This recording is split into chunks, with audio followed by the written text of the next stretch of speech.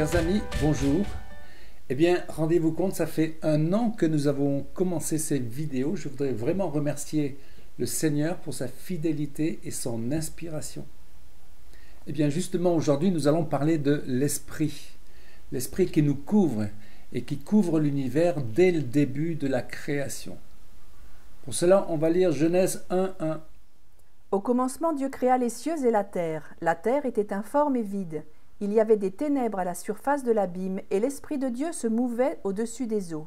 On pourrait dire que c'est le Saint-Esprit qui enfante, qui fait vivre, qui donne naissance. Et dans cette première image, c'est l'univers entier qui va prendre forme et prendre vie. Mettons d'ailleurs ce premier verset de la Bible en parallèle avec une autre naissance extraordinaire.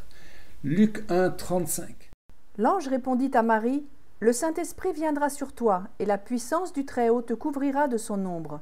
C'est pourquoi le Saint-Enfant qui naîtra de toi sera appelé Fils de Dieu. » Là, c'est le Fils de Dieu qui va naître, celui qui va racheter l'humanité et la transformer.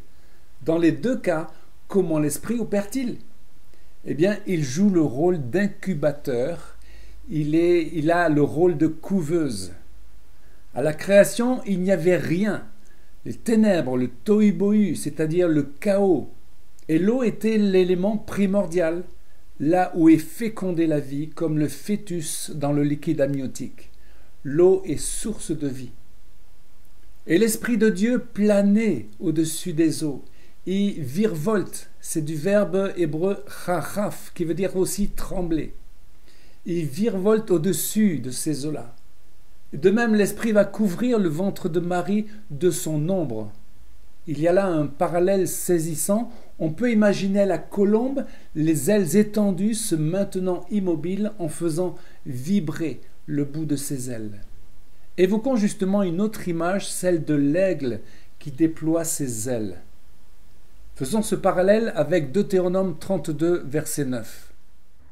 Car la portion de l'Éternel, c'est son peuple. Jacob est la part de son héritage. Il l'a trouvé dans une contrée déserte, dans une solitude aux effroyables hurlements. Il l'a entouré, il en a pris soin, il l'a gardé comme la prunelle de son œil, pareil à l'aigle qui éveille sa couvée, voltige sur ses petits, déploie ses ailes, les prend, les porte sur ses plumes. C'est vraiment étonnant, il y a comme un lien très fort entre la création et le tohu-bohu, d'où sort Israël. L'image qui nous est donnée, c'est celle de l'aigle qui représente Dieu ou l'Esprit de Dieu, qui prend soin de sa couvée, déploie ses ailes, replace doucement ses petits sous la protection et la chaleur de son corps. C'est une magnifique image et nous la retrouvons dans le Nouveau Testament avec Jésus qui parle à propos de son peuple qui le rejette, Matthieu 23, 37. « Jérusalem, Jérusalem, combien de fois ai-je voulu rassembler tes enfants comme une poule rassemble ses poussins sous ses ailes. » Revenons à l'expression « couvert par l'Esprit ». La couverture du Saint-Esprit est maintes fois évoquée dans l'Ancien Testament selon le verbe « kassa », qui veut dire couvrir, envelopper, vêtir et même pardonner, c'est-à-dire couvrir le péché. Notons quelques expressions. La nuée couvrit la montagne et la gloire de Dieu reposait sur le mont Sinaï. La nuée couvrit la tente d'assignation et la gloire de l'Éternel remplit le tabernacle. Notons que le tabernacle était enveloppé de plusieurs couches de protection. Et concernant le pardon, il m'a revêtu des vêtements du salut, il m'a couvert du manteau de la délivrance. Et également, psaume 32, « Heureux celui à qui la transgression est remise, à qui le péché est pardonné. » Il y a un autre verbe et un autre mot, le propitiatoire, kaporet en hébreu. Dans le tabernacle, c'est le trône de Dieu, c'est le siège de sa miséricorde. Kaporet a la valeur numérique de 700. C'est en effet un chiffre divin de perfection. Le kaporet est le couvercle de l'arche de l'Alliance. Il y a un autre mot pour couvercle, c'est mirsé, toujours du verbe kassa. Mais là, il y a cet autre mot, kaporet. Lisons Exode 30, verset 6. Tu placeras l'autel en face du voile qui est devant l'arche du témoignage, en face du propitiatoire qui est sur le témoignage, et où je me rencontrerai avec toi. Le Kaporet est vraiment le trône de Dieu sur terre, l'endroit où il établit sa miséricorde. Le verbe kafar veut dire couvrir, racheter, rendre propice.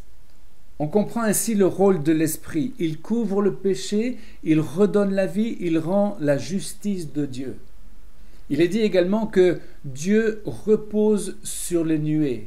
Il y a ce verset, psaume 104, « Il prend les nuées pour son char, il s'avance sur les ailes du vent ». C'est une magnifique image, puisque « ruach » en hébreu, c'est le vent, mais c'est aussi l'Esprit. Parlons maintenant d'une association, l'Esprit, la Lune et Israël. Pour essayer de comprendre cette association, revenons à la Genèse. Dieu a créé le firmament, il a fait apparaître les luminaires le 4e jour.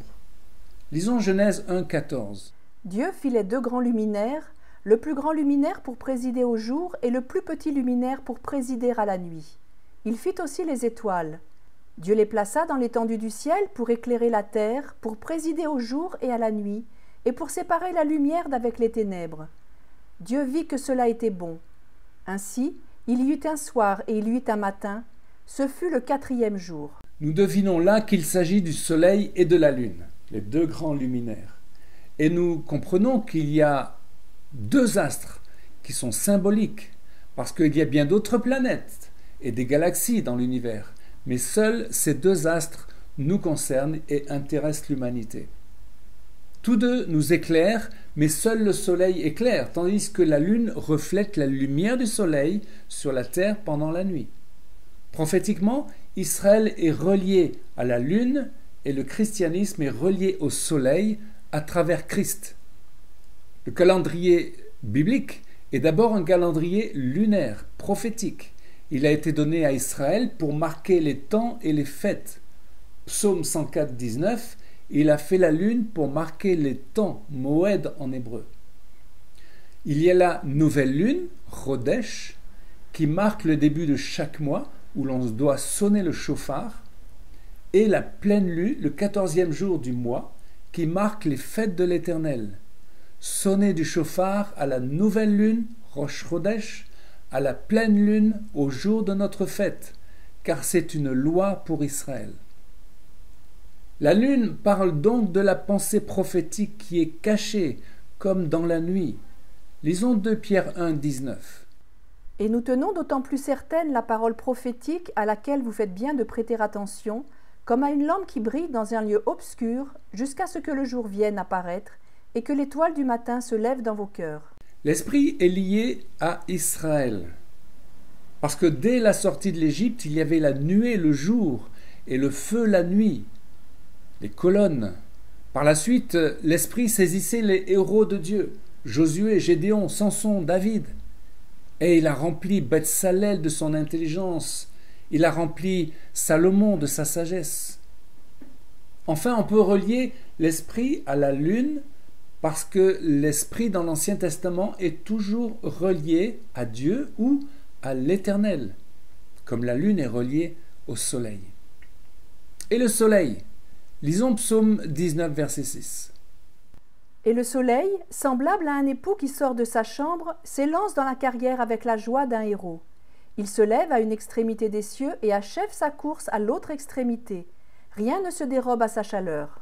On ne peut que voir l'image du Messie dans ce verset. Il est l'époux. Et Jean-Baptiste dira, celui à qui appartient l'épouse, c'est l'époux.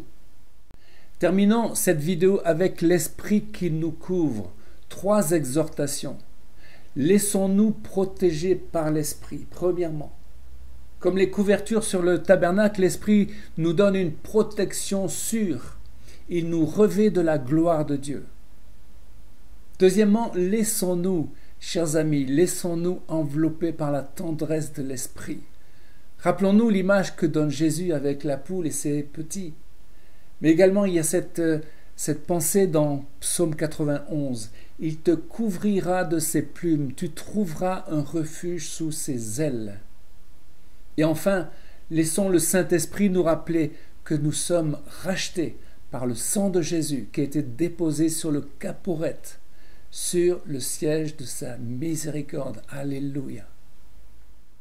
Chers amis, à une prochaine fois pour une nouvelle vidéo en direct de Jérusalem.